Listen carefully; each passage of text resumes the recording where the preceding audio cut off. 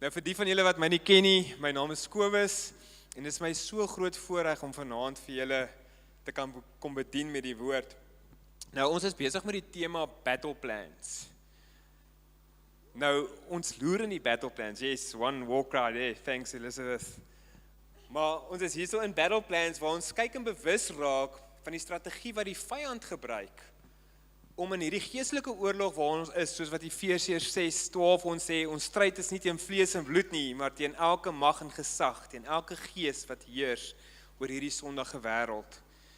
En om daai strategie van die vyand te kan identifiseer en dan baie belangrik ook uit te vind, wat is ons gameplan? Wat is ons strategie om die vyand se planne te kan kelder? En aan hom ook om die agtervoet te sit.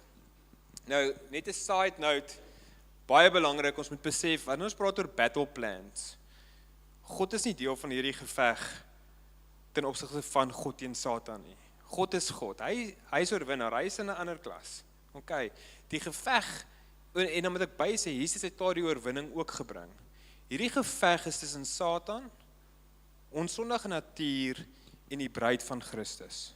Dis teen wie hierdie geveg is. So wanneer ons praat oor ons strategie, praat ons oor ons as die bruid van Christus, en hoe ons reg kan staan, heilig en wit, wanneer die oorwinnaar bruidegom sy bruid kom haal.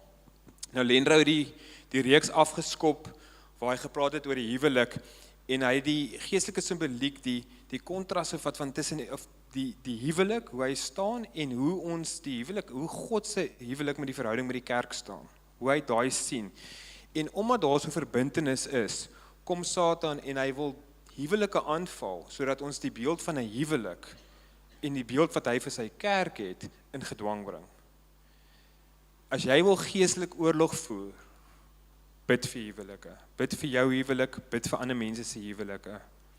Toe het Stefan laasweek gepraat, met baie Lord of the Rings references, maar hy het gepraat oor die integriteit van die kerk, waar hy gesê het dat die kerkdissipline, en hoe kerkdissipline so belangrik is, omdat een persoon se optrede die hele liggaam kan beïnvloed, en hoe God die waardes en die integriteit van die kerk, hoe ons die waardes van die kerk moet bewaar, as die bruid, wat moet rein wees. En dan vanaand praat ek oor die hart van die gelowige, the heart of the believer, en hoe ons Satan se strategie wat hy gebruik, wat trots is, kan kelder met 'n baie magtiger wapen, wat hy nie kan teëstaan nie. Nou, ons kyk hier na alledaagse praktiese dinge wat ons kan toepas. Dis nie noodwendig hierdie misteriese geestelike dinge nie, dis alledaagse praktiese dinge, en dit is waar ons meeste van die tyd geestelike oorlog voer. Maar voor ons begin, kom ek bid vir ons. Vader, vanaand kom ons en ons vra dat U ons sal kom bedien met U woord. Heilige Gees, kom gee vir ons die gees van wysheid en openbaring. Ek vra dat die woorde van my mond en die gedagtes van my hart vir U goedkeuring sal wegdra. Kom bedien ons vanaand, maak ons gehoorsaam vir U stem, maar bo alles, kom deursoek ons harte en oortuig ons daar waar daar tekort skiet. In Jesus naam vra ons dit. Amen. Nou die sleutelvers van hierdie hele reeks kry ons in 2 Korintiërs 2 vers 11, wat sê die Satan moet nie die oorhand kry nie. Ons ken sy planne, maar al te goed. Nou in die week luister ek 'n storie van André Pollard, wat hy praat oor van Rassie Erasmus se early days, en hoe hy sekere strategieë gebruik het voor 'n wedstryd, om die opponente op 'n dwaalspoor te lei. So wat Rassie Erasmus nou gedoen het is, wanneer hulle oefen by die stadion waar hulle nou gaan speel, dan het hulle mos gewoonlik 'n pre-match, 'n captain's run en so voort. So wat Rassie gedoen het is, hy het klomp lynstaantekens gaan print, wat way off is. En dan het hy op strategiese plekke in die locker room, of onder 'n ding, of op 'n sitplek op die stadion gaan neersit, en so neergesit dat het lyk of dit weggesteek is, maar hy weet, die opponente gaan dit kry. En dan as hulle hierdie line-out tekens en calls kry, dan fokus hulle so op dit, en hulle kyk daarna, en hulle verander hulle hele gameplan om dit te kelder. En dan voor die wedstryd sal hy nog 1 of 2 keer die play hardloop. En dan dink die opponente, ons het hom, ons weet hierdie tekens, it's gonna be easy run. Maar dan as die wedstryd gebeur, dan gebeur niks van daai nie. En dan is hulle so onkant gevang. En die tyd as hulle oomblik, die tyd wat hulle agterkom, wat aangaan, is hulle al klaar agter. Nou, dit laat my wonder, is die vyand nie baie keer besig met dieselfde misleidende strategie op ons nie. Hy kry dit soms reg om ons so besig te hou en ons tyd en aandag te vestig op iets hierso, maar eintlik is hy besig hierso met iets anderste. En soms dink ons is besig met die regte dinge, ons is betrokke hier, ons is betrokke by die kerk, ons is besig met die dinge van die Here, net sodat die vyand ons kan uitoorlê. Ons hou daarvan om partykeer goed te sê, nee, ons gaan die vyand 'n bloedneus gee, en ons sal sterk staan, en al daai dinge, net om bewus te word, dat ons onsself in 'n situasie kry, wat ons nie weet om te hanteer nie. 1 Korintiërs 10 vers 12, nogal 'n vers wat deesdae nogal baie met my praat, sê, daarom moet hy wat dink hy staan, oppas, dat hy nie val nie. Nou die ding is, ons moet, en dit is goed om jou oppositie se strategie te ken, maar ons fokus moet op God se gameplan gesentreer word. Ons moet luister wat ons coach vir ons sê, en ons moet dit volg. Johannes 15:10 sê, as julle my gebooie onderhou, sal julle in my liefde bly, net soos ek die opdragte van my Vader gehoorsaam het, en in sy liefde bly.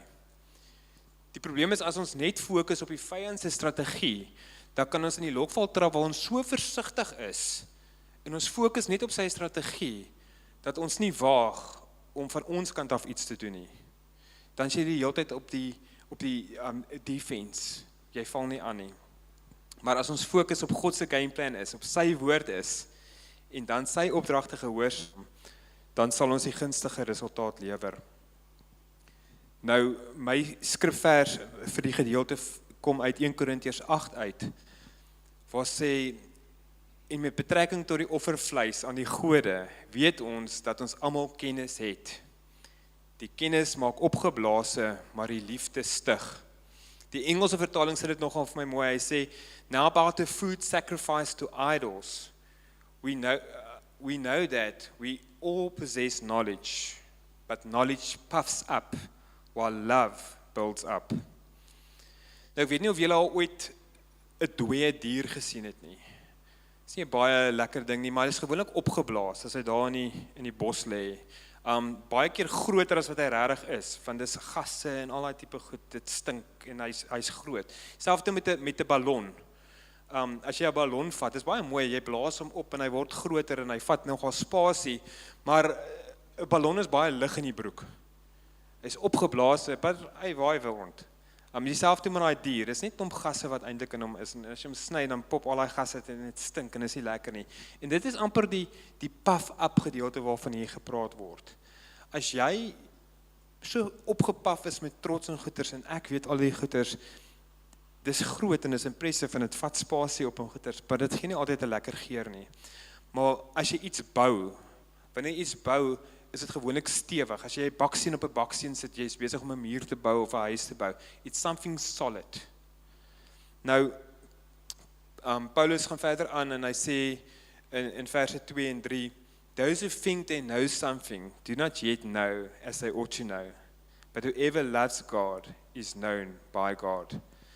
Nou net om vir julle agtergrond te gee, Paulus is besig in sy brief om vir die Korinte 'n antwoord te gee. Hulle het vir hom gevra rondom vleis wat geoffer is aan gode. Nou, die Korinte is van die mense, hulle was in afgodsdienst betrokke, hulle was nie noodwendig Jode nie, en in hierdie spesifieke kerk het van hulle tot bekering gekom, in Paulus se kerk wat hy gestig het, en hulle vra nou vir Paulus, en hulle skryf, want daar was twee kante gewees. Die een kant sê, hoor hierso, daai vleis wat geoffer word, ons kan dit nie eet nie.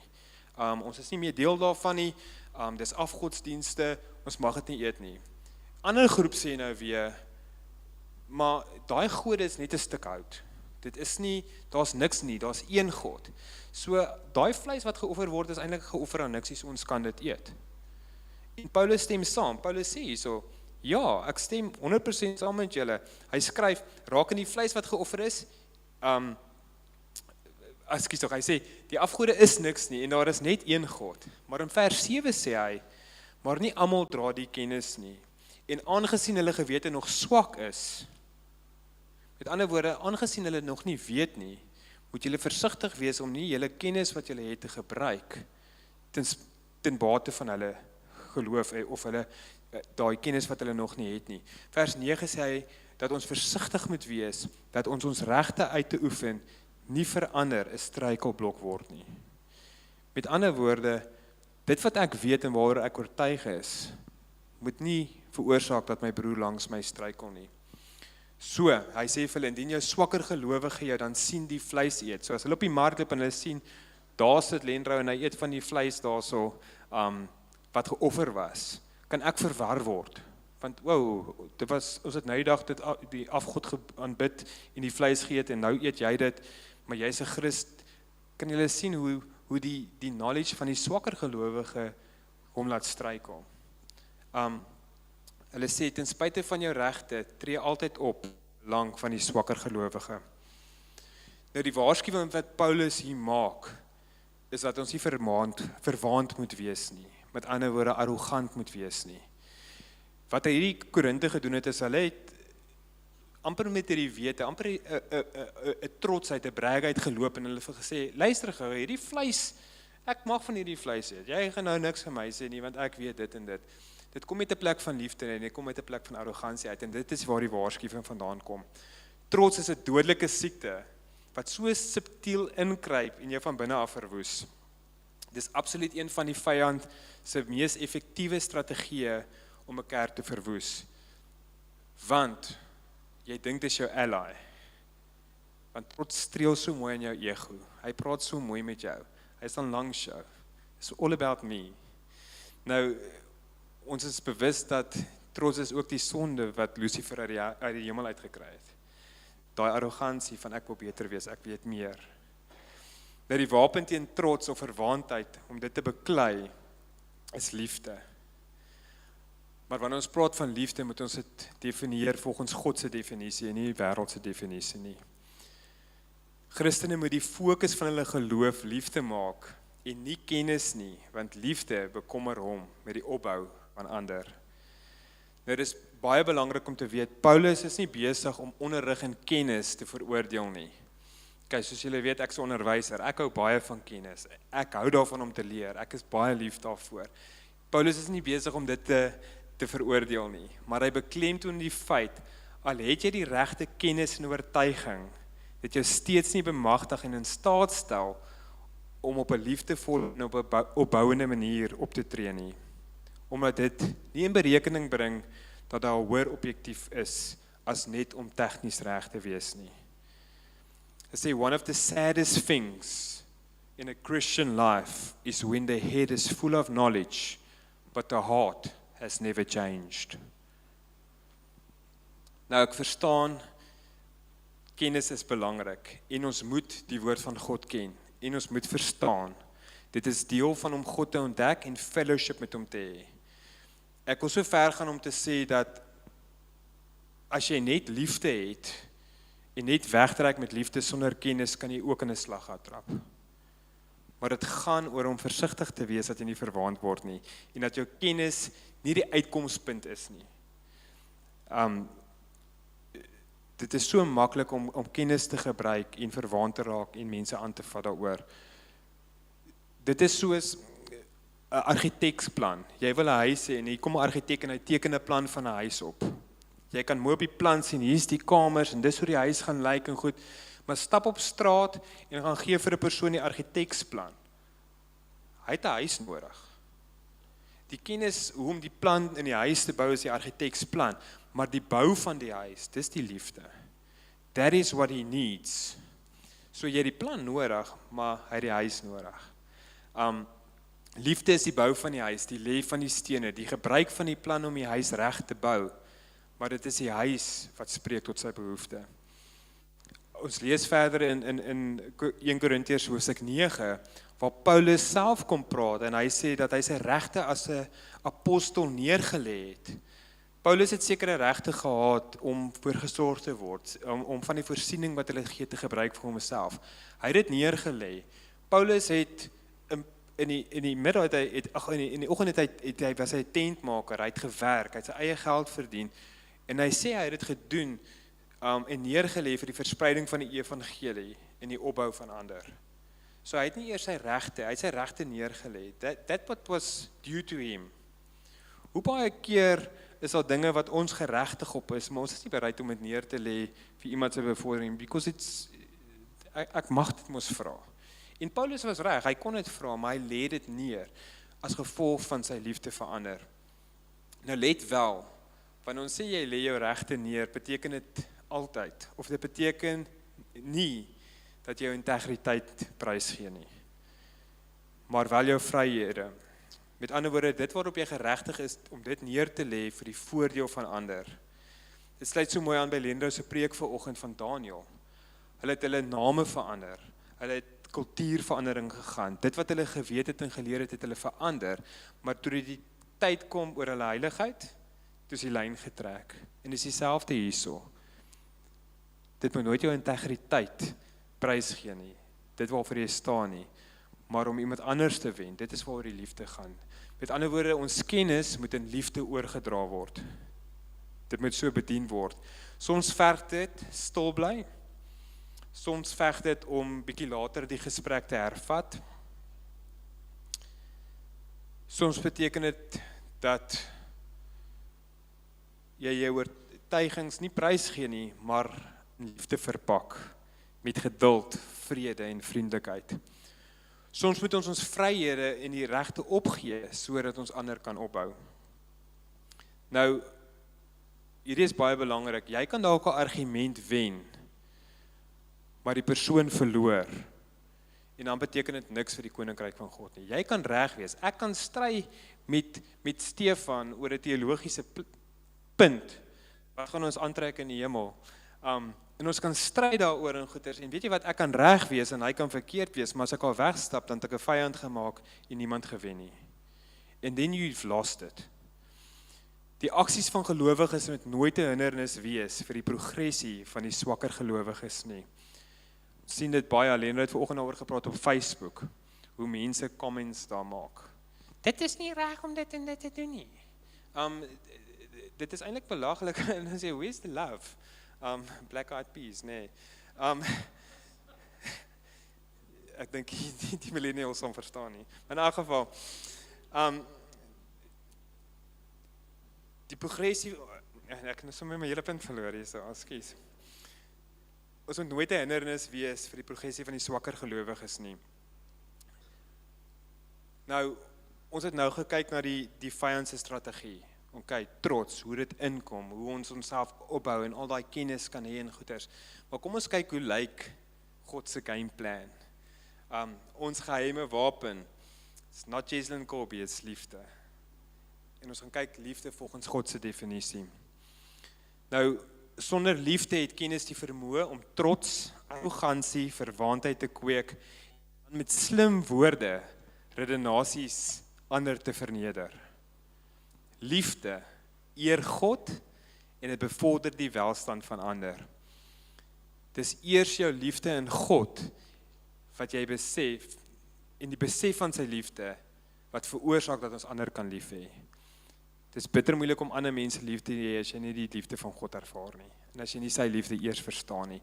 En ek praat nie van wêreldse liefde nie, ek praat hier van goddelike koninkryksliefde. Omdat hy ons eerste lief gehad het. Romeine 5:8 sê dit vir my so mooi. God bewys egter sy liefde vir ons daarin, dat Christus vir ons gesterf het, toe ons nog sondaars was. Die Engelse vertaling sê het, while we were still enemies of God. Hy het eers gekies om ons lief te hê. Uit daai liefde kan ons liefde vloei na ander. Die liefde wat opbou en stig, is die vrug van die Gees. Met ander woorde, dit is baie belangrik om te verstaan, die liefde is die werking van die Heilige Gees. Jy het die Heilige Gees nodig, hy aktiveer en stel jou in staat om lief te kan hê, soos Christus lief het. Die wêreld het die beeld van liefde heeltemal kom verwrong. self-sacrifice, daai liefde is die liefde wat Christus vir ons gestuur het. Liefde moet in ons harte werk. Ja, hier is my mooi. Liefde moet in ons hart te werk gaan, totdat dit die beheerende motief word van alles wat ons doen. Dis die tipe liefde wat al die vrug van die Gees na vore kom. Hoe meer ons van God het, hoe meer van liefde sal ons hê. 1 Korintiërs 13, as mense praat oor liefde, dan kom 1 Korintiërs 13 op. Ek het hom hier, en ek gaan die hele 1 Korintiërs 13 vir ons lees, want dit is my so mooi. 1 Korintiërs 13:1, al praat ek die tale van mense en engele, maar ek het nie liefde nie, dan is ek 'n weergalmende gonk of 'n kletterende simbaal geword. En al profeteer ek en begryp ek alle geheime en besit ek alle kennis, en al het ek al die geloof om berge te versit, maar ek het nie liefde nie, dan is ek niks. Al deel ek al my besittings uit en gee ek my liggaam oor, sodat ek my daarop kan beroem, maar ek het nie liefde nie, baat dit my niks. So al hierdie wonderlike dinge van ons gawes en goed wat ons kan gebruik, maar sonder liefde is dit niks. Vers 4 gaan ons aan, liefde bly geduldig, liefde gee om, liefde is nie jaloers nie, spog nie, en is nie verwaand nie. Liefde tree nie onbehoorlik op nie, jaag nie eie belang na nie, is nie lig geraak nie, dit hou nie boek van die kwaad nie, is nie bly oor die onreg nie, maar is saam bly oor die waarheid. Dit bedek alles, glo alles, hoop alles en verduur alles. Liefde val nooit nie, maar profesie, dit sal tot 'n einde kom. Of tale, dit sal ophou. Of kennis, dit sal tot niet gaan. Wat ons ken gedeeltelik en ons profeteer gedeeltelik, maar wanneer die volmaakte gekom het, wat gedeeltelik is, ophou, bestaan. Toe ek nog 'n kind was, het ek gepraat soos 'n kind, gedink soos 'n kind, geredeneer soos 'n kind. Maar nou dat ek volwasse is, het ek die dinge van 'n kind agtergelaat. Nou sien ons wel 'n geheimenisvolle beeld, soos in 'n spieël, maar eendag van aangesig tot aangesig. Nou ken ek slegs gedeeltelik, maar eendag sal ek ten volle ken, soos ek ten volle geken is. En hier kom hy, en nou bly geloof, hoop en liefde. Hierdie 3, maar die grootste hiervan is die liefde. So amazing stuk. Liefde is die essensie van ons Christelike karakter. Jesus is die model van Christelike karakter en liefde is hoe dit manifesteer. Romeine 13:3 sê, die liefde doen die naaste geen kwaad nie, daarom is liefde die vervulling van die wet. Ek gaan dit weer sê, liefde doen die naaste geen kwaad nie, daarom is liefde die vervulling van die wet. As jy liefde in jou hart kweek, dit is die vervulling van die wet. Jy kan lief hê, en jy weet, as gevolg van Jesus se liefde in jou hart, kan jy ander gaan lief hê, en dit is die vervulling van die wet, want dit wat ons nou gelees het, as jy liefde in jou hart het, gaan jy al die goeders toepas, outomaties. It's not going to be something that jy probeer om te doen nie, dit gaan iets kom, want dit is wie jy is. Galasiërs 5:22 en 23 praat van die vrug van die Gees. Maar die vrug van die Gees is liefde, blydskap, vrede, geduld, vriendelikheid, goedheid, getrouheid, sagmoedigheid, selfbeheersing. Teen hierdie soort dinge is daar nie 'n wet nie. Hoe amazing is dit? Liefde is die vervulling van die wet. Teen hierdie goedjies is daar geen wet nie. Ek hou so van die volgende gesegde, God wants spiritual fruit, not religious nuts. Nou as ons gaan kyk, as ons vat liefde en ons vat die vrug van die Gees. Liefde is die essensie, dis die kern wat al die ander vrug uit bestaan. Al die ander 8 eienskappe wat ons nou gelees het, is die uitdrukking van hoe ons liefde beleef, uitdruk en bemagtig. Nou ons beleef God se liefde as blydskap. Die Engelse woord, ek hou van die woord joy. Want joy en happiness is 2 verskillende goed. Happiness hang van my omstandighede af, joy hang van wat God in my lewe kom sit het. So ten spyte van my omgewing, van my omstandighede en my omgewing, maar ten spyte daarvan, as ek joy in my hart het, dan kan dinge maar om my verkeerd gaan, maar ek het 'n vrede, innerlike joy in my lewe, want ek weet wat dit God vir my kom doen. Vrede is die resultaat van God in my lewe. Dis 'n hartkondisie wat jy beleef as jy in right standing met God is en weet hy is in beheer. Dit is wat vrede en blydskap is. So dis hoe ons God se liefde beleef en daaruit kan ons uitdrukking gee met geduld, vriendelikheid, goedheid en getrouheid. En dan bemagtig God ons met die vermoë om dit te kan uitvoer in sagmoedigheid en selfbeheersing. Nou as ons fokus op God, as ons fokus op Jesus is, sal die Heilige Gees outomaties vrug in ons produseer. Moet asseblief nie wag vir 'n krisis om te kom, om dit eers te begin kweek nie. Begin dit nou kweek, so wanneer die krisisse kom, het jy die eienskap, jy het hierdie vrug in jou lewe. Daar's niks so erg vir my as ek 'n avokadopeer vat wat nog nie ryp is nie. Okay, hy's nog nie reg nie en ek het dit nou nodig. Dis dieselfde met ons lewe. Ons het die vrug nodig wanneer die goeters kom en ons kan dit oefen nou al.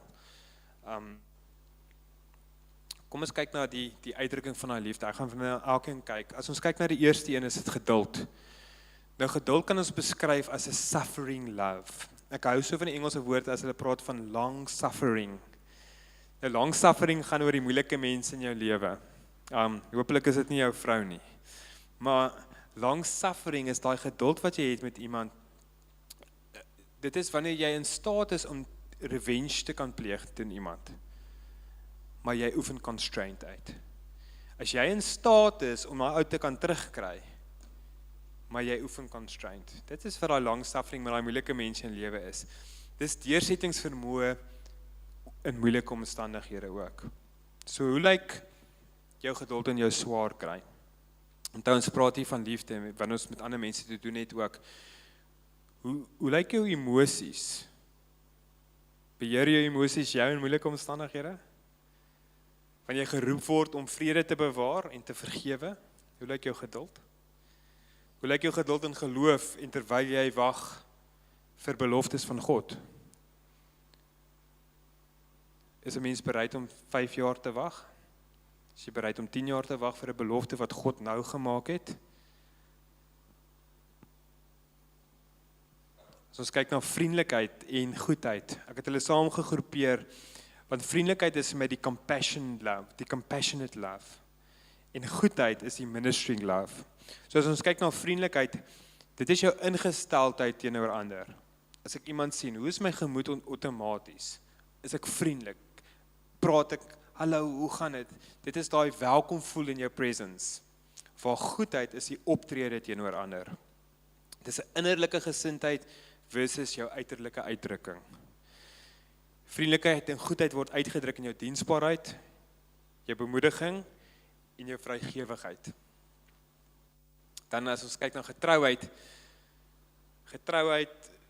die Engelse woord is faithfulness, wanneer jy waardig is van vertroue. Hier is nogal 'n kernding is, hulle optrede, nie hulle woorde wys dat hulle betroubaar is nie. Jy kan mense wat vir die hele tyd sê, nee, hy is betroubaar, tot hy nie betroubaar is nie. It's your actions.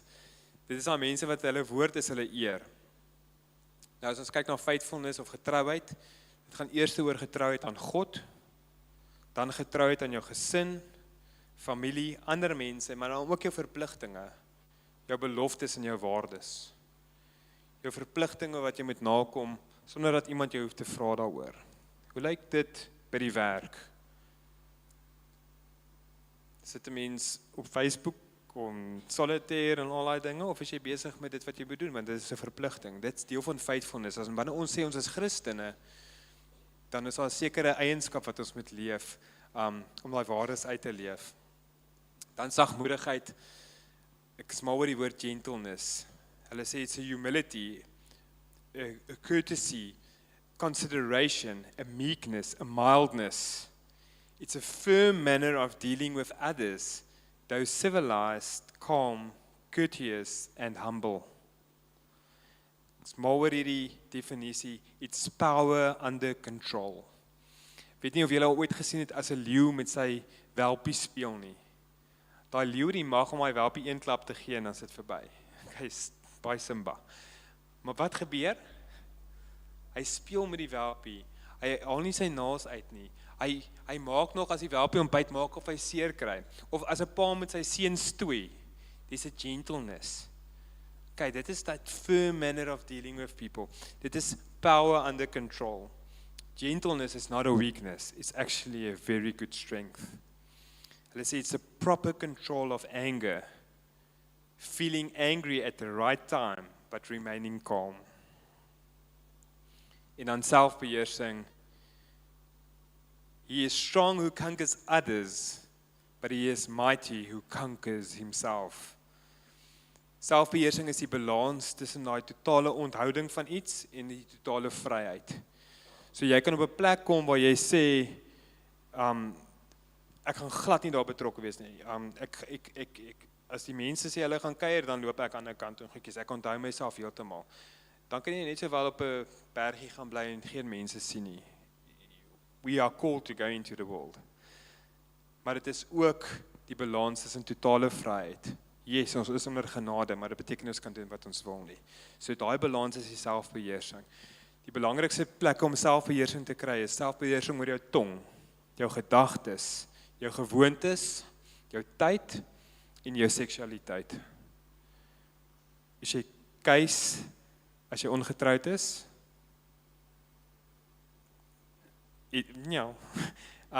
chastity in singleness, in getrouheid binne die huwelik, faithfulness when you're in the marriage. Nou, twee dinge wat ons kan doen om hierdie vrug te kweek is fellowship met Christus.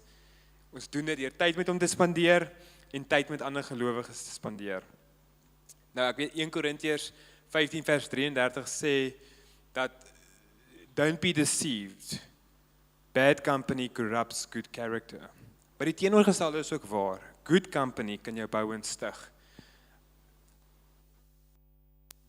Mense smeer af van mekaar. Hebreërs 10 24 tot 25 sê, laat ons ook daarop toelê om mekaar aan te spoor tot liefde en goeie dade, sonder om ons eie samekoms te verwaarloos. So sommiges gewoontes is, laat ons eerder mekaar aanmoedig, soveel te meer, nog na mate julle die dag sien naderkom. Saterdagoggende is hier 'n groep manne wat hier by mekaar kom, 6:00 die oggend, julle is welkom om te kom join, as die manne nou natuurlik. Maar ons het Saterdag hieroor gepraat en Johan vra, hoe gaan dit met jou? En hy vra die vraag ook, hoekom is julle manne hierso? En dit was my so great dat baie van die manne hierdie Hebreërs 10:24 aangehaal het. Dit is die samekom van manne by mekaar, dit is daai bemoedigend troos wat ons nodig het. Dit is die samekoms van klomp gelowiges wat mekaar kan bou. Jou fellowship met Christus is belangrik, dis daai leentheid, maar fellowship met ander Christene is net so belangrik. Want dis waar ons bou, dis waar ons bemoedig, dis waar ons stig, dis waar ons troos, waar ons hierdie liefde kan oefen met mekaar, sodat wanneer ons na die wêreld toe gaan, ons weet hoe om dit te hanteer. So enige van die manne wat hier sit, as jy belangstel in hierdie movement, kom na die tyd, ek is hierso, jy kom met Stefan ook praat, bit free advertising day. Maar baie belangrik is, liefde is 'n opdrag. Matteus 22:37 tot 38 sê hy het vir hom gesê, jy moet die Here jou God lief hê met jou hele hart, met jou hele siel, met jou hele verstand. Dit is die belangrikste in die eerste gebod. En die tweede wat hier gelyk staan is, jy moet jou liefde lief hê soos jouself. Die worship band, julle kan so lank vorentoe kom. Baie belangrik, ons het nou gepraat oor God se liefde vir ons. Toe ons nog vyande was van hom, het hy ons eerste lief gehad. Ons weet wat het hy aan die kruis vir ons kom doen as gevolg van liefde vir ons, want so lief het God die wêreld gehad. Ons het nou gekyk hoe ons ander kan lief hê deur middel van die vrug in ons lewe. Maar hy sê hierso, jy moet jou naaste lief hê soos jouself. Nou in jou naaste liefde hê soos jouself, moet jy jouself lief hê. Maar weer eens, ons praat van God se standaard, nie die wêreld se standaard nie.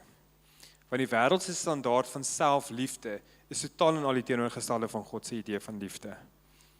Selfliefde begin wanneer jy jouself neerlê. Nou, ek het 'n akroniem in Engels gemaak, Stefan, sodat jy sal verstaan. Maar when you look at yourself, die S is submit to Jesus. So ons besig om die knie te buig, elke dag voor wie Jesus is. Die E, enjoy your time with Jesus and his people. Vind genot in hom en sy kinders. Maar jy moet ook iemand wees met wie dit lekker is om mee saam te wees. Dit help jy wil die hele tyd saam met ander gelowiges beweeg waar dit lekker gaan, maar jy is die suurknol daar nie. Die L is live by his teachings, those in scripture. Hier gaan dit oor tyd met hom te spandeer. Tyd om daai kennis op te bou oor wie hy is. En dan die F, flee harmful lusts and sin that appeals to your flesh. Met ander woorde, trek die lyn en wees 'n voorbeeld van Christus. Ons het gesê, liefde is die essensie van ons Christelike karakter en ons moet daagliks, minuutliks ons hart check en Heilige Gees vra om ons te kom lei. Ek gaan weer vir ons Korintiërs 13, maar net 4 tot 7 lees. Maar ek vra dat God sal openbaar daar waar ons kort skiet. Maak dit 'n persoonlike checklist.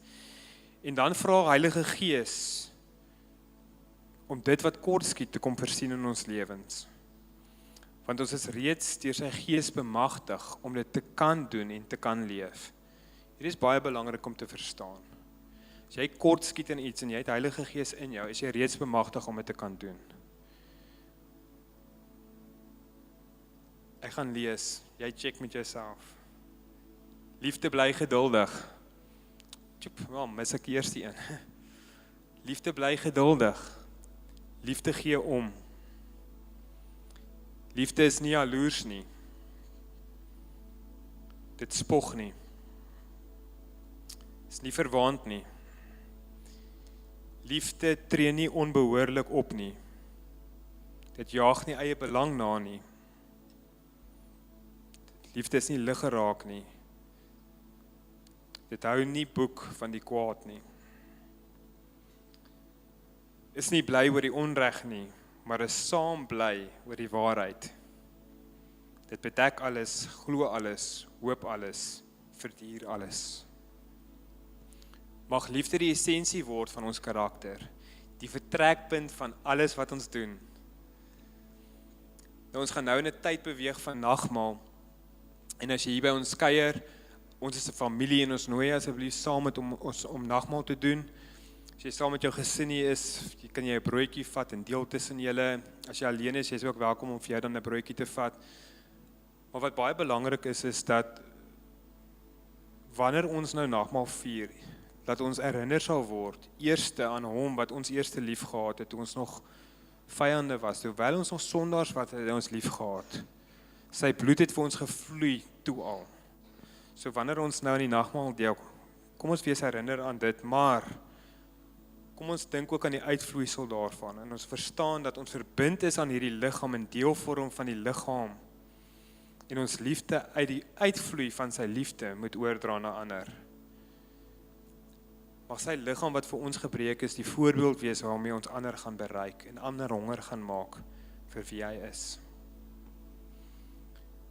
Ek gaan vir ons bid, die worship gaan speel, en dan is julle welkom om die nagmaal te gebruik. Vader, dankie dat ons vanaand kan besef, dat as ons in U is, ons nie anders kan hê as om lief te hê nie. Wees asseblief die model en die refleksie van wie ons is. Ons is geroep om anders as die wêreld te wees. Laat daar in ons lewe meer van U en minder van ons sal wees.